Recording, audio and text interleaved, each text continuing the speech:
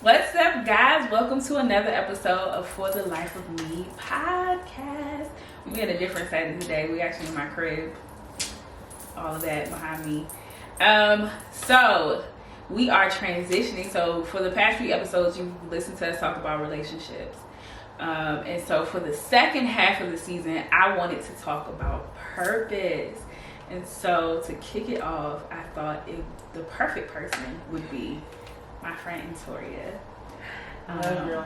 So I'm very excited to have her on. We're going to have some great discussions. So if you could go ahead and introduce yourself. Hello everyone, my name is Entoria Nicely. I am a purpose-filled individual, and I believe that everyone is multi-purposed, if I can say it that way. Yes, because you do a lot of things. So I'm here to have a wonderful conversation with my... Wait, let's throw it back up. A close friend. We went to prom together. Yes. It was me, her, and my friend Amanda. Yes. And a connection, and I believe your purpose connects you with the people that are supposed to be in your life. And so me trying to remain aligned and stay connected and rooted in what I love, who I am, and my authenticity, we connected. Yeah. And so reconnected, let me say. And it's been an exciting ride. So let me tell y'all this story. Because it was such a great moment. So in high school, high school was a little rough for me. I was in a rough situation. And so when it came to go to prom, my boyfriend at the time was banned from going to prom. He could not go. And so it was just, and something happened that day. I don't remember what happened that day, but I think me and him had got into it or whatever happened. I was like in the hallway just crying. I remember this vividly. I was just crying. And I remember Amanda and Entoria coming up to me and was like, do you want to go to prom with us? Because I think at some point, I don't even know that I was going to want to go. Like, I was excited and I had picked out like a prom dress and everything. But after everything that had happened between me and him, I was just depressed and sad. And so when y'all came and asked me, I was like, it was just a moment. And sometimes, I think sometimes you don't realize like how just a small gesture like that really impacts somebody. Because that is something that I will forever remember. And we didn't even know that. Like, I'm sure we knew something happened with your date and you were upset. And all we knew was, oh, we got you. We're good. Like, yeah, and it's just like, it was a moment that I will never forget. Because, I mean, when you think about prom, for a lot of people, prom is like everything. It's like a milestone in high school. You graduating, you get dressed up, like it's a whole situation. And so that is a milestone that I will never forget because of their kindness and just the excitement to be able to go and have fun and unwind and all of those things. So we had a room, we had everything. We was riding around in style. Yes, it was just a great weekend because we went to the Waffle We went to House. Six Flags. Did you come with us to King's Dominion? Yes, because let me tell you why I remember going to King's Dominion, because we got on the drop zone. Amanda did not get on with us, but me and Tori got on, right? Girl, I don't know if you remember this, but when we got on, you was like, I'm coming to meet you, Lord. Sound like something I would say. And I remember that, and I was cracking up because we was terrified. I think that's when they first put the drop zone there. Oh, jeez. Yeah. And he was like, I'm coming to meet you, Lord. And I was laughing so hard that the drop didn't even bother me, but it was such a great time. Yes, we had a great time at King's Dominion. It was awesome. So let's kick this off. So you have two businesses, so to speak, because you have a baking business and then you have your episode Vibrating Higher, which I love. So let's talk about what purpose means to you. Purpose has evolved for me. Growing up, you hear, oh, this is going to be your purpose in life. Yeah. And people make it sound like it's going to be one thing. And it's changed for me because I'm like, that can't be it. Like, it has to be more than that. Because, like, we wouldn't have been given all that we have within us if it's just one thing. Yeah.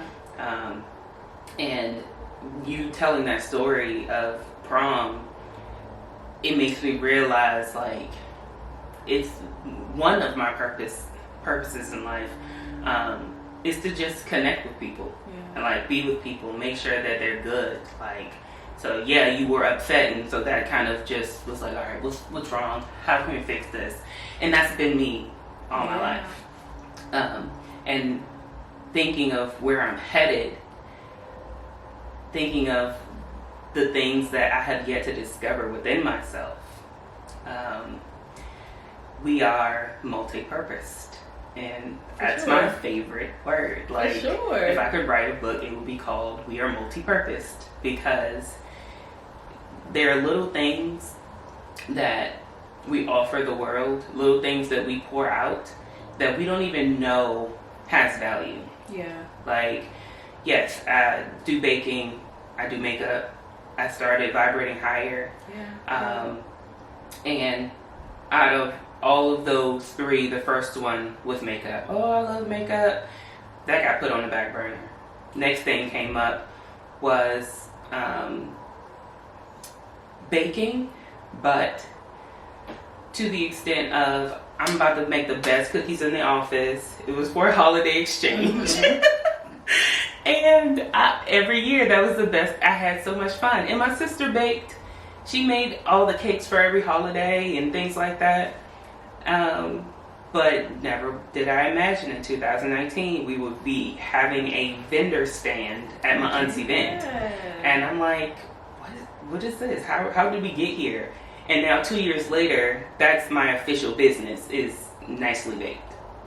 And then last year during the pandemic, my mom reminded me of the passion and care that I have for people. And that I need to be a counselor. So now I'm on the path to hopefully going back to school, which is also on the back burner. But that's my vision, is going back to school for counseling, or even life coach. Find like a course for life coaching where I can help people find joy in this life that we live. You know? So all that to say, like, there is so much within us that we can tap into, but we have to tap into it. We have to be willing. We have to take the steps. We have to take the step. We have to be willing to do it. Oh, geez, with my phone. There was a memory on Facebook that popped up today, and my nephew said, it was I was like, my nephew said back in the day when they asked you what's going on. And he said, God can't help you if you don't take the first step. Yeah. Like, you can't do anything if you don't do anything. You know? And so that's how I'm looking at all things, everything that's within me. Little things that I want to do. It might not boom right now, but I'm going to see what it does for me. So I was telling you guys about the voice stuff. Yeah. I don't know where I'm going to start. I don't have a demo. Oh, you're good. I'm good. I don't have a demo or anything, but I know, okay, if this is soothing to people, then I'm going to help have that also connected to me trying to ensure that people are. Because I think everything has shifted in this age. You know, we have more people are going to therapy. They're open to doing things like meditation and yoga, and just finding out who they are. Yeah. And I think, like you said, you have a lot of gifts on the inside of you, and we all have tons of gifts on the inside of us. We just never know how God is going to tap into them and allow us to use them. It's not up to you, right? And it's just like, and you never know. And I think it's just so. I always think it's funny, like even sitting here shooting a podcast, because it was something that I never was like, girl. And I probably said it, y'all probably tired of me saying this because I say it almost every episode, but it really does blow my mind that I'm sitting here doing something like this, because if you knew me personally, I was quiet. I did not talk a lot. I was not, unless you like knew me. But in high school, I was really quiet. Like I wasn't really like a talkative person. And I like to be behind the scenes. I've always been helpful. I've always been a person who likes to inspire other people, but never a person who wanted to be the center of attention. Like if I can inspire you on the slide. Like I remember one time there was a girl that I ended up becoming really good friends with in high school, and she was I don't know what happened. She was having a really bad day, and I remember we were in Spanish class and she was crying, and I wrote her a poem, and I just slid it to her, and she was like, oh my God, that really helped me, and maybe stuff like that. That's me. I'll write you a letter, I'll give you a hug, I'll pray for you. But just being out in the forefront is very different. And like you said, it's not up to us. Because none of what I'm doing today, if it was up to me, would be something that I was doing. From styling, from podcasting, to even like when I'm teaching like God's word. Because it's just such a sensitive thing to just have people, girl. It's so sensitive to me. And so just doing something like that, it's like, okay, God, you really want me? This is what you want for me? This is what you want me to do? And it shocks me every time. But I love how amazing God is, and in the fact that he created us for purpose, on purpose. That's why Jeremiah 1:5 is one of my favorite scriptures, because it's before I formed you in your mother's womb, I knew you, or I chose you. And it blows my mind. That scripture blows my mind. And every time I hear it, I get chills. Because like, can you imagine, like, your mama, your daddy, they weren't thinking about you, but before anybody had an inkling that you were here, he was just pouring things, like just saying, okay, this is who I need you to be in the earth. And that's the other thing about purpose that we don't think about, is like, it's a blessing to be here. Absolutely. It's a blessing that we woke up this morning. And I get sad when I see people not doing what they should be doing. And or people who don't believe that they don't have anything on the inside of them. And it's like, if God is waking you up every day, there's intention there. Yeah. There's something on the inside of you that he is trying to get to other people. And you just have to tap into, like, people's gifts, they have no idea. When I talk to people about purpose, it amazes me as to how, like, when you pay attention to like stuff from your childhood up until this point, the stuff that God placed on the inside of you, that he was like, I believe that there is nothing wasted. So when you talk about multifaceted, I believe that everything that God placed on the inside, there's nothing that is wasted. Nothing is wasted, and God uses everything. He says, I make all things work together for your good. Yep. Every single thing. And so I think it's dope how God has created us, the gifts and talents that he's given, and really all we have to do is just believe. That's the part that be challenging. When you believe and you take your first step, it's like, oh my God, I can do this. Oh my God, I can. Like, I'm pretty sure shooting your first Vibrating Higher episode was like, what am I doing? No, even now, because I haven't done one in a while. I'm supposed to be on season 2, but all of season 1 were things that I went through. Yeah. And so I needed to be authentic, because I can't give advice on something I haven't been through myself. And I don't give advice on things I haven't been through.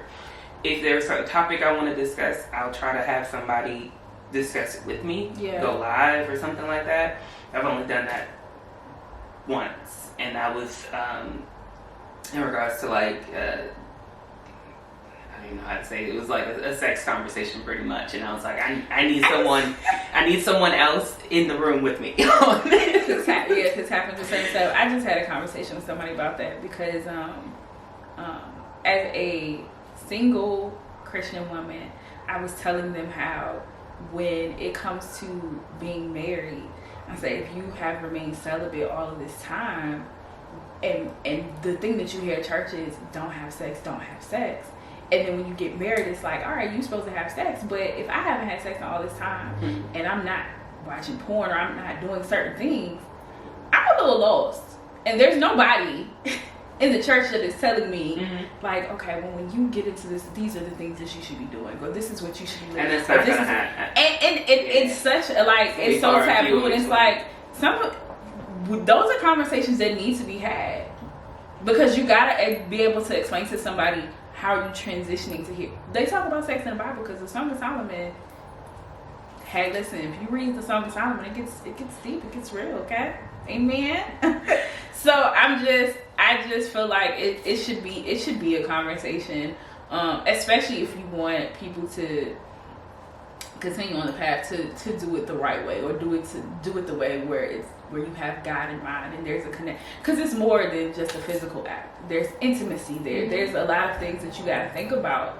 And then having the conversation of understanding how to communicate with your partner when telling that person what you like. Mm-hmm. And all of those things. Those are like real conversations, which is why I think I appreciate where we are today as it relates to like just being open to having discussions like this. Yeah. It's important. Yeah. Like it's needed. And because there are people who don't want to have that conversation, but I'm the type of person where it's like, we're human. Like, if you don't tell me, then who will? Like, if you don't, that's why people are on Pornhub trying to figure it out. Like, it's like, and Pornhub can mess you up, because let me tell y'all, everybody ain't doing all of that, flipping over the tables and all of the expectations that y'all have, because y'all don't know what's really go down. That's the problem. That's the problem right there. Amen. All right. Let's see. We talked about our discussion of what purposes. So when it came to your journey as it relates to getting into like vibrating higher and just pursuing purpose, mm-hmm.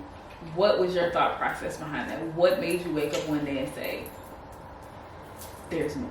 Oh, jeez. First, it was the conversation with my mom and her saying that I need to get into counseling. And I was like, that's not me, even though my bachelor's degree was supposed to be in psychology. And I got taken off a different path. Yeah. I honestly don't. I think it was a combination of the pandemic, me knowing the direction I want to go into, not knowing how I was going to get there, just visualizing where I wanted to be, and then the idea of vibrating higher came out of nowhere. And it didn't even. The first episode came. Maybe the first 3 episodes came to me, and a part of me was like, okay, you can't go on this journey without going back to look to see where you came from. Mm-hmm. And so the first episode was similar to your first episode of, people pouring into you, you looking into your life to see how you got to where you are. And so that was the first episode. I think it's called Who Does She Think She Is, or something like that. I can't even think. You gotta get to that place of like really owning who God has called you to be. And I had stuff to say. Like, I felt like, okay, if I'm gonna be home, I might as well do it. And this is really what sent me in. I was doing a lot of personal development, really analyzing myself, my dreams, which I need to do again. I think that needs to happen every year. It was more so knowing we are on a rock spinning in space of darkness, just vast nothingness and planets. And we're just on this planet spinning around a fireball. Yeah. And we have worries. We're worried. What are we worried about? We should be worried about asteroids and this planet getting knocked off its spiral. But yet and still we worried about what people are going to think, what people are going to say. And I was entering a phase of, I don't care.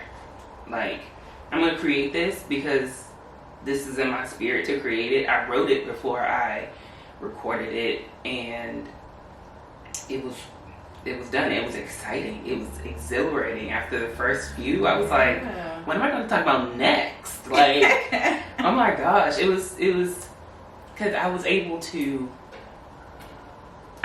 help people understand certain things while also going back into my history to see how I evolved, how I got over that particular thing.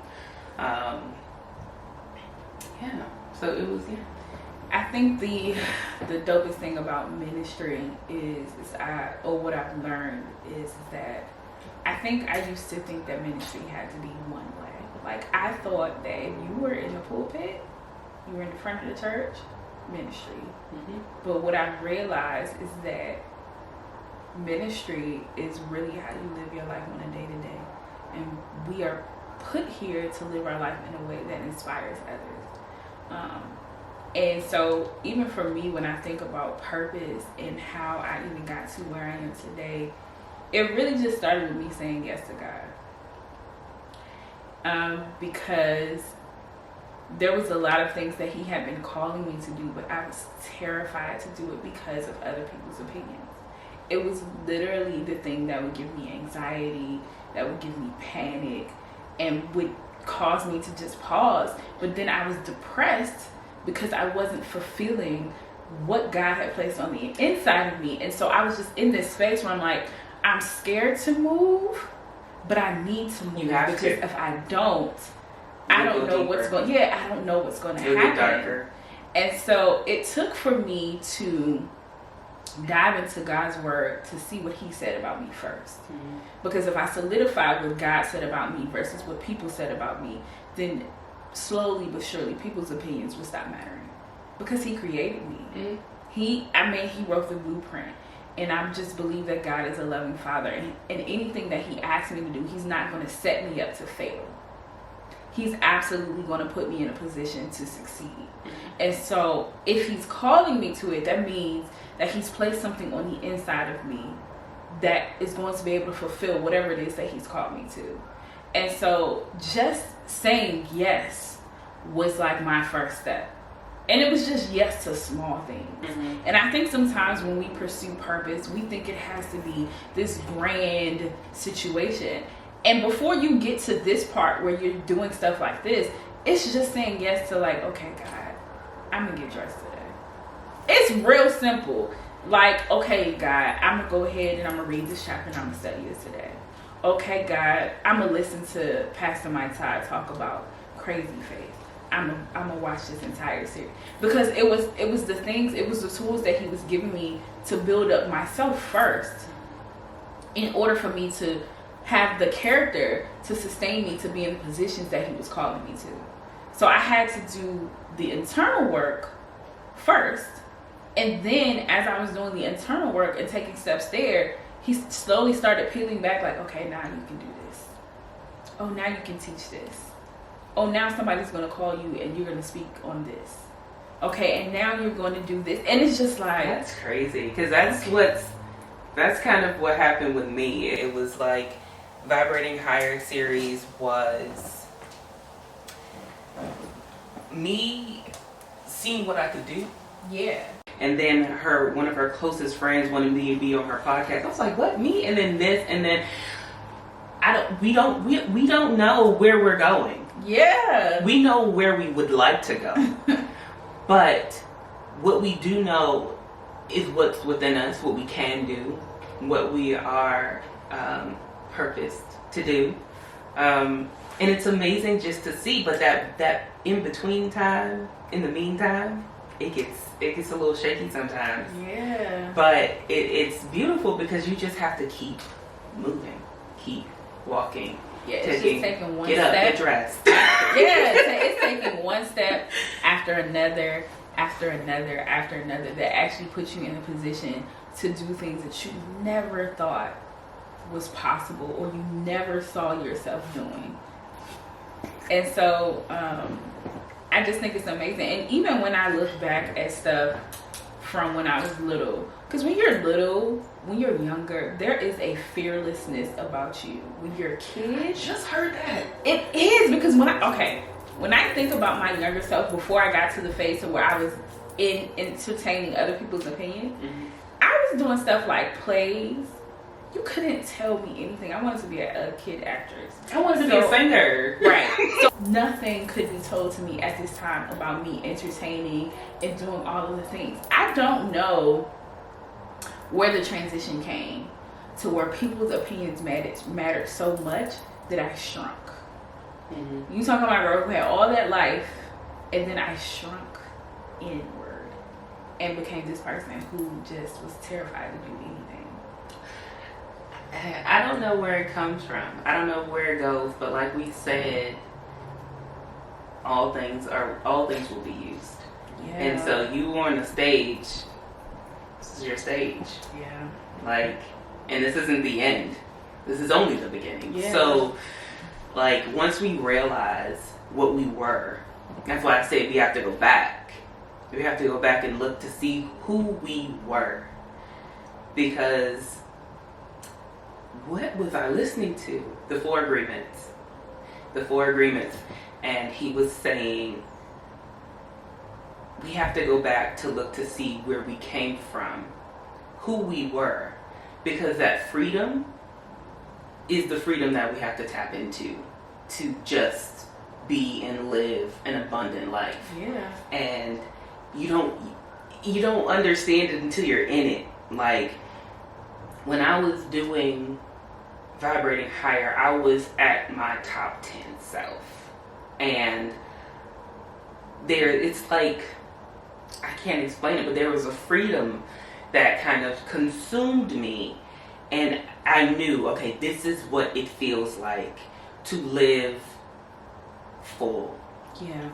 And that's the other thing that kind of keeps me going and remembering, like, in the end, when it's all said and done, and you look back, what did you leave behind? I want to leave it all. Like, nothing on the table. I want to leave it all. And I write every time I get a new idea, and I'm is the word fickle? I don't know what the word is, but I can say I want to do something and just be curious, because I'm very curious. Yeah. And so, like, 1, I want to learn how to play cello. Yeah. 2, I want my cousin to train me again, because growing up, I was singing. I was singing with my friends on the streets. I was in choir. My mom signed me up for voice classes. Yeah. It's in me. I just need to be trained again. Yeah. This baking that I enjoy doing, I love creating. I also have dreams for that. So, like, write it out. Make it plain. Write the vision and make it Write plain. the vision, make it plain, and those things that you write down and you forget about, I promise you they'll come back. Yeah, God will. If it's when it's from God, He's going to. Like, I have a ton of things that I want to do that are very far left that God has given me, and I'm just like, where is this coming from? Mm-hmm. But I also understand that it's purposeful and it's intentional, and that God doesn't steer me wrong. I love business, and I mean any type of business. I'm the person who loves. So I love drug shows. So I love, like, Queen of the South, and I love BMF, and I love all of the things. I need to watch that. It's great. And at first I was like, why do I really love these drugs? I mean, drug cartel shows are my thing, but I love them not because of the drugs itself. I love looking at the strategy, because what people don't realize, it takes strategy to be super successful.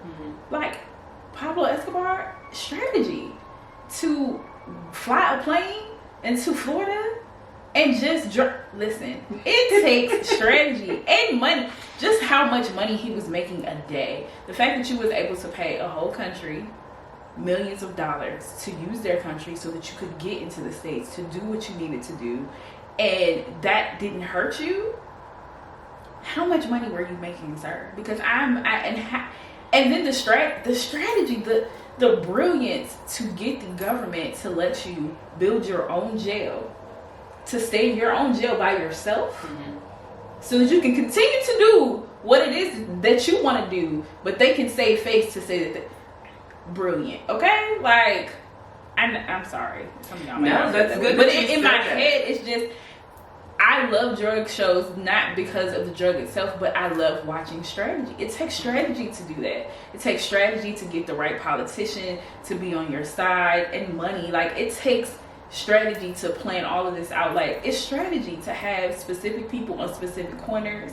It's also influence, when you're influencing people to work in a particular space. It's everything that you would think and when you think about a corporation, what it needs to be, like the structure, company culture. Like, you gotta, in order for a company culture to function well, you gotta keep the people on the streets happy. So what is your game plan to keep the people on the streets happy in the position that they're in? Then how do you decide promotion? How does that work? What does that look like? Like, it's strategy. Oh yeah, and I'm glad you mentioned that, because people always think purpose is fluff. Yeah. There's work. Absolutely. There's work. Like, if someone would have told me, oh, you're going to find things that you love to do, but then fear is going to come into place when it's time to level up. Yes. Like, or, no, you're going to have to do work, and you're going to be dog tired, but you're going to do what you love, but you're going to be exhausted. What about that? Like, we don't talk about that side. It looks great until you have to work your 9 to 5. Listen. And then come home after people at your 9 to 5 have irritated your spirit, and then do what you need to do for your client, your customer, or whatever, and still like try to put on a happy face, because it's not their fault. You know what I'm saying? You chose this life. So it's a whole thing. And yes, to deal with fear, depression will still come and try to take you out, because sometimes you'll look up and be like, I'm really not where I'm supposed to be, but you're really exactly where you need to be. And just to stay sane spiritually and to balance it all. It's a lot, but that's why God is necessary. He's relevant. Prayer is necessary. It's relevant. Worship necessary. Like, all of the things, in order for you to stay grounded, to stay centered, routines, like just doing all of the things, taking care of yourself first. That hustle hard mentality is not the way. When I first started, I was just like, I'm not grinding enough. I'm listening to people that was like, I stay up till 4 a.m. But you know what got me? There was this lady, I can't think of her name right now. If it comes to me, I'll say it. But she had an Instagram masterclass, and just her strategy, I just thought she was super dope. And she said something that was and she was white, so here's that. That was so profound to me. I was like, no, I want to do that. She was like, yeah, I've been working so hard. And she was like, but I finally put my business together so it can run like a well-oiled machine. And she was like, and I took like 6 months off, and I made more money than I've ever made. I said, you did what? She ran her company so well. She had a system that was well-oiled, well thought out, so well that she was able, she said, because the purpose of her becoming an entrepreneur was so she could spend more time with her family, so that she could work from anywhere. So she took the time off to be with her family. And if the company needed her, like if it was a die-hard emergency, then they can reach out to her. But other than that, it ran so well that she only had to check in maybe once a month to have like and I said, that's what I want. I don't want the grind. I need to have a system in place, and I need it to run like a well-oiled machine, so that if I'm not here, it still function. Because if it doesn't function without me, then what have I created? And that's where I am right now with the bakery. Yes, it came out of nowhere. Yes, it was a purpose that was hidden within me. But now I'm wondering, okay, is this what can take me out of my 9 to 5? Yeah. And knowing, okay, it's time to streamline these orders. It's time to find a way to make this easier on me, while also growing and blossoming into who knows what it could be. But I'd love to see it grow, but I understand, okay, it's going to take some some work. It's time to put in some effort and taking that time to and being okay with saying no. Oh, honey. Because that's I'm hurt. I'm going to hurt a lot of people's feelings this fall, winter, because I was burnt out. Yes. Yes. I think that we are in this place where we have to be okay with saying no and understanding that there's a time and a season to be on it, to be busy. Like, I understood that that in this season, for the things that God has called me to do and things that I need to get done, that it was going to be kind of busy up until this point. And then I made an executive decision that I said, November, December, there are no clients, there are no shoots, there are none of the things, because I would like to get my system together, and not just my business system, but my personal system. Because I need to be able to spend time with God daily. I need to exercise. I need to take care of my body. I need to take care of my mental. And I need to stay close to God in order for me to flourish at anything. So that is what I would like to get together at the end of the year. And so I'm just like, no more clients. This is great. I'm excited for what God is doing. But like really just praying about it and saying, okay, God, if there's somebody that you bring me that you like, you should go ahead and do that. Cool. But other than that, I just need to be centered. I need to be quiet. I need to pray. I need to get before you, and I need to get the system together so that when the new year hits, I'm not trying to do that at January 1, where I'm like, you know how we do it January 1, okay, we're going to get back into exercising. No, November 1st. I want to get back into, like, that's my plan, to like just really take the end of the year to really regroup, really set goals up for next year, to have all of the things together, and so that it runs smoothly. But that's purposeful, right? We have to begin, and trust me, this week I got 2 results that I'm not happy about, but I was not being purposeful when it came to my health, when it came to my self-care. So guess what? That fell behind. But when it comes to purpose, it's not just what you're doing, what you're offering the world. It's also what you're doing for yourself. Because if you aren't there, you can't help anybody else. Can't help nobody. You can't do anything for yourself if you're not first checking in, making sure you're good, moving your body, eating healthy, and it's hard, trying to do it all. And we're always trying to do it all, but we can't. We have to prioritize. That's really what it is. And my aunt said it best. I want to get this correct. It's pretty much, there's a season for everything. And you have to be brave enough. I don't know if that's the right term, but you have to be willing to acknowledge that everything cannot happen right now. And coming to that understanding, it might hurt. For me personally, it was going back to grad school. I knew I cannot handle going back to grad school right now because, one, I have a job that is running me thin. I have my bakery, and then I'm trying to pull back and bring back makeup. So it's like, and also my finances. We're adults now. We're trying to buy homes. We're trying to get like settled, and it's like, all right, what's priority right now? And being intentional about how you're going to give what has been given to you to the earth.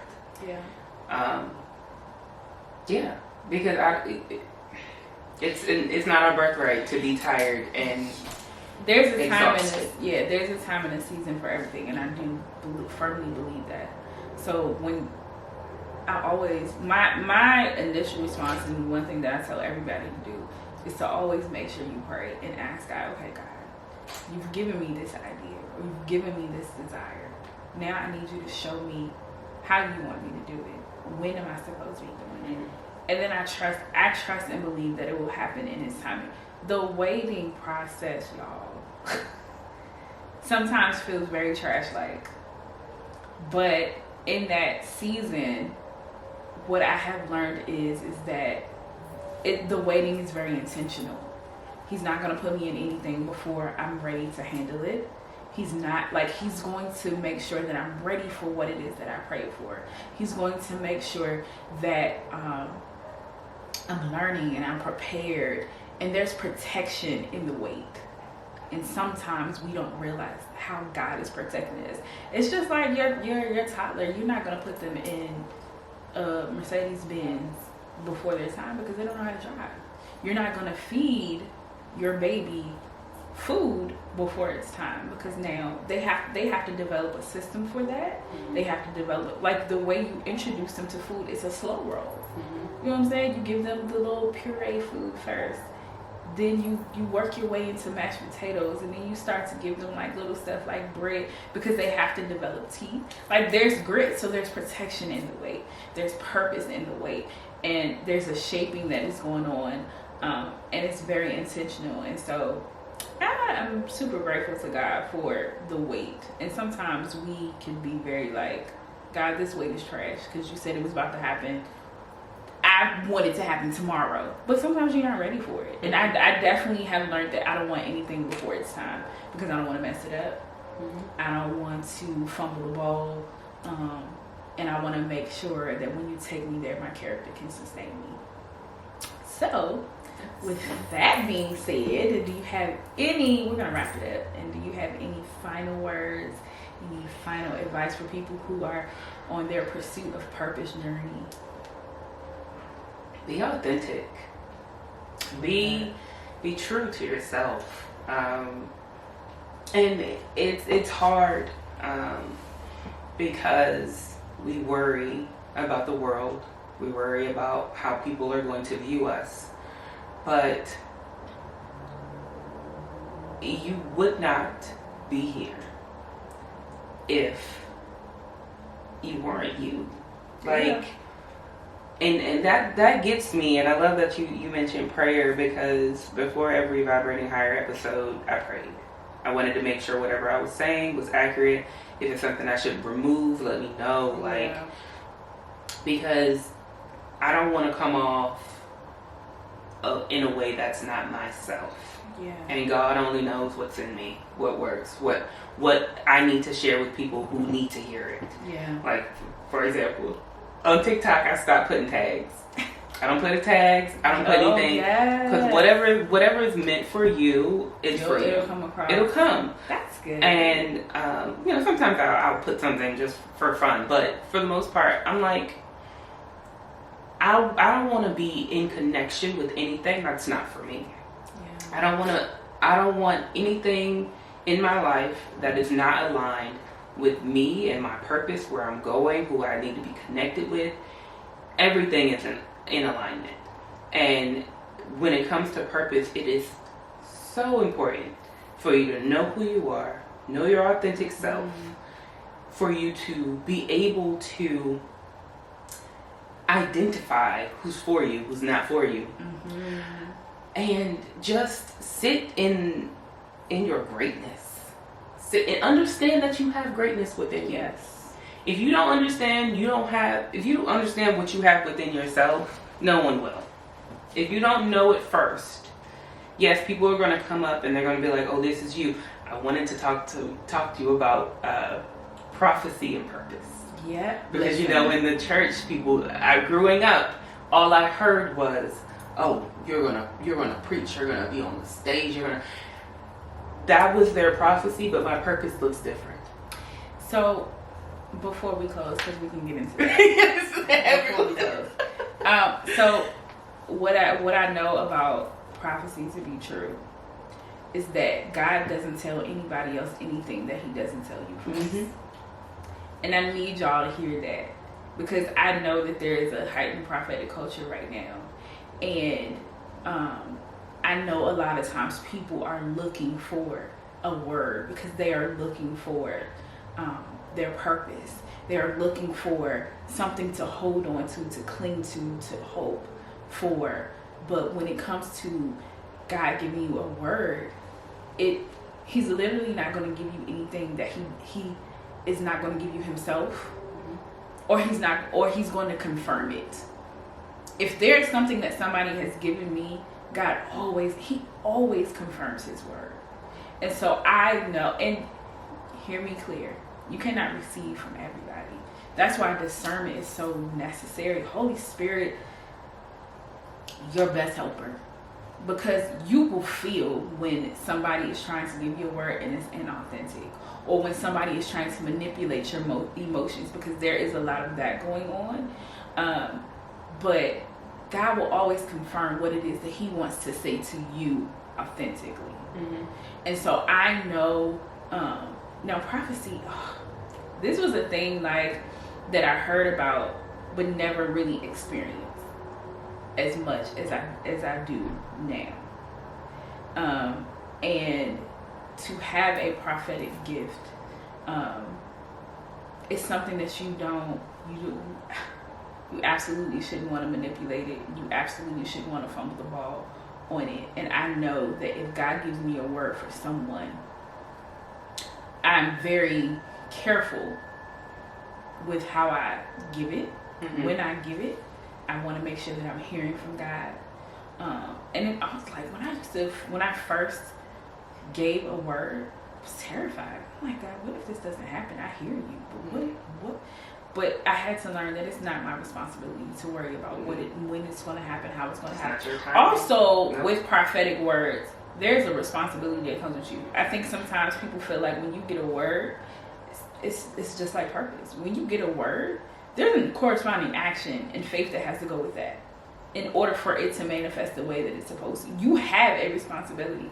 If God prophesies to you that you're going to get married, sis, there are some set of instructions that he's going to give you to execute. It is not going to be you sitting in your house with your leggings and your good sweatshirt on and he going to show up at the door.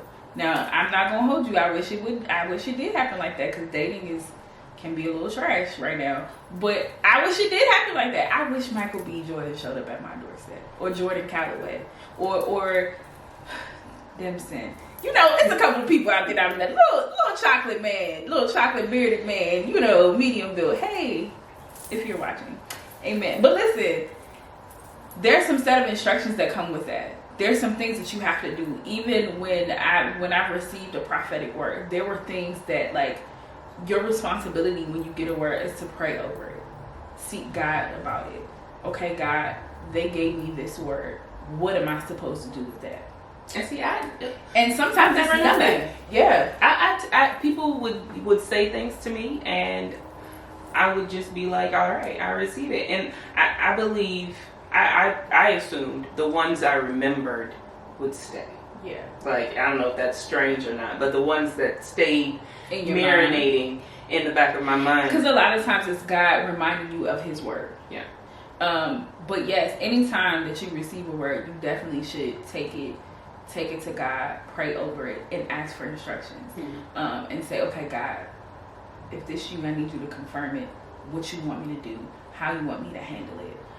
Because sometimes getting a prophetic word can be very exciting. Like, sometimes you'll get a word like, you're going to get married. And it's exciting. You're like, yes, because I've been waiting. Your girl is here, okay? I used to reject them. Listen, your girl like, is that's here. not me. I ain't doing that. The very first prophetic word that I ever got was, the one that I can remember, the one that made the most significant impact. I had, at my church, we had a prophet, a big time prophet come. Prophet Brian Carn came to our church for the first time. We had this, and so I've heard about prophecy, you know, a little bit, and I just had never experienced it. So this is the time he came, and I remember on this day, I wanted to hear a word, like I wanted to know if it was real, like if it was a real thing. And he came, and he literally gave everybody a word around me except me. Like, he went to this person right here, my friend right here, and gave her a word. And then he went to my friend right here, and I was like, I'm here. There's no word. But what happened was, is God, I think the reason why God did it the way that he did it is because he wanted me to know his voice and not be dependent upon somebody else's voice. And also maybe that person didn't have the authority to speak into my life, because that's also a thing, right? So I had some dreams, very vivid dreams. I mean, I was like, I woke up like, what in the world? They were bright. They were colorful. I remember every detail. I remember what people were wearing. To this day, exactly what somebody said. I remember it all. And so I had no clue. I just knew that they were significant. So I called one of my friends and I said, I know that your father can interpret this. I feel like he can give me what I need. Because I had other people kind of giving me their, like I was telling people about the dreams and I had people giving me their spin. So I told my friend both of the dreams. She went and told her father. And he gave me what those dreams meant. Fantastic. Some of the things, and some of those things are still have yet to come to pass. Not because I don't think they're going to come to pass, but I think that it takes time and I have to be ready. Yeah. Right? So he gave me one of the interpretations that I rejected from him was, he said, you have a prophetic gift. I was like, I don't want that. The other stuff I want though, like the clothes, that's the stuff I want. The clothing store, because that's what I want to do. The traveling, I take that. Prophecy, no sir. Because I just felt like it was a lot of responsibility. And it is. Listen. And so I was just like. And that's usually why we say no, is because we know, like, that's going to require me to change. That's going to require me to do things I don't want to do. Stuff that I was not prepared for. So I was like, nah, I don't think that's right. I feel him about everything else. So I was just like, nah, I don't want that. However, and I think God understood that I may not have been ready at the time, because after that, he didn't bother me about it. And then when we came into the pandemic, I had a friend who started a group called Positioning for Purpose. And I got into this group, and it was just necessary to survive pandemic. It was like this sisterhood of women, and we were just bonding and listening to her teach God's word. And she had a cohort, and she talked about prophecy in cohort. And you started to learn like the basics and things of that nature. And then she had us do exercises. And so now here we are doing exercises, and I'm terrified because I'm like, girl, no, I just want to learn. I don't want to. So now I'm here, and I'm doing these exercises, and I start giving, and people are like yielding to the voice of God on the inside of me, because it's not my voice. And so, but that's also terrifying, because it's like, all right, God, what are we doing? But I think it took time. It still takes time for me to be like, yeah, I can hear. Everybody can hear, but it's like, I can hear. I can hear pretty. If I see God's face enough, and if He has something specific for me to say, I can get it. And so just that whole journey, this journey that I'm still on as it relates to that, or being called a prophet, is like, it's intimidating. But look at it like this. Just like you were on stage, you were a wolf pack, right? You're on stage, you're on stage now. That moment in time of them giving you this opportunity to heal and pour into others.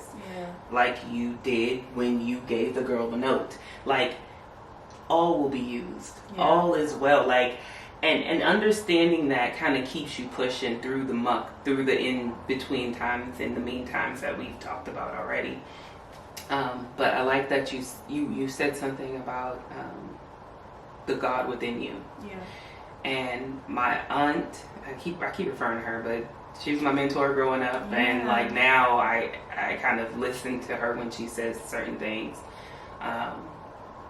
And she likes to say that we are God's breath of fresh air on earth. That's crazy. Isn't that amazing? Like, everything He's poured within us, we could just create and be, and just, we don't have to compete. We don't have to. No, because our journey is our own. Our journey is our own. And what's important is how we align ourselves with those we are connected with. Yeah. To rise, to be, and to just light this place ablaze, you know? Yeah. So on that note, on that amazing note, I'm going to close out the podcast how I close out every podcast. If we have said one thing that you can take away to make your life better, then we have did our job. Thank you for tuning in. Entoria, tell them where they can find you on social This was media. amazing. So my name is Entoria. It's Entoria, and my Instagram is Evolving Entoria. I just changed that like this year, last year, something like that. It was Cocoa Pearl, so it's just we're evolving, right? And I love that because we are continuously evolving. Even those who've come before us, who are like in their 50s and 60s, are doing new things. It's a consistent effort. It's beautiful. So there, I'm Evolving Entoria on Instagram, on YouTube, where you can find the Vibrating Higher series, and also on Twitter. Don't use that as much, but follow me. We can be friends. We can try it out. And then Entoria Nicely on Facebook. So. Yes. Oh, and tell them how they can get in contact with you if they want a little something sweet. So I actually brought her some cookies today. Yes, I'm going to eat them. Nicely Baked is our bakery. It's my sister and I. We own it together. And on Instagram, you can find us at Sweets Nicely Baked.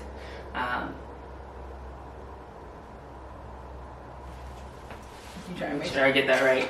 Let me make sure I get that right. Hold on, because when we first started, I don't know why I named everything differently. No. So Sweets Nicely Done. You can find our bakery. Let me do that over again. You can find Nicely Baked on Instagram at Sweets Nicely Done, and then we are Sweets Nicely Baked on Facebook, or you can just put Nicely Baked. Yeah. All right, guys. See you next time. Peace.